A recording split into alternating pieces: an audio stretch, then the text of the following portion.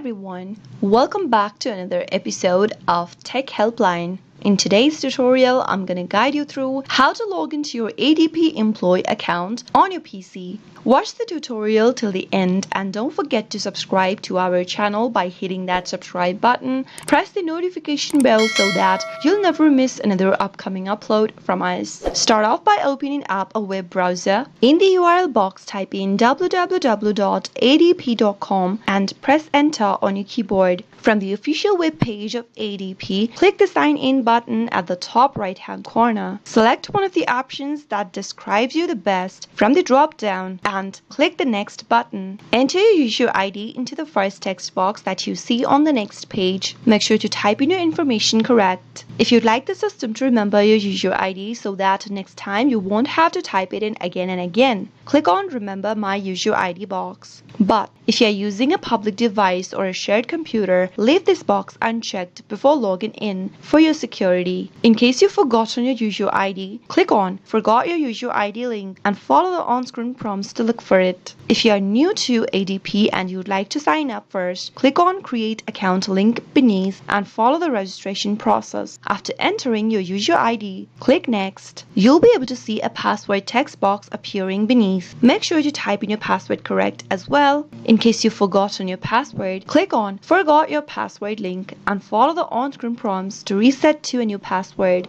After typing in your password correct and your credentials correct, click the sign in button and that way you'll be able to log into your employee account for ADP. With your employee account signed in, you'll be able to view your pay stubs, check your schedules, and so much more. I hope the tutorial was helpful to you. If it was, go ahead and give us a thumbs up. I'll soon be back with more videos like this. Thank you for watching.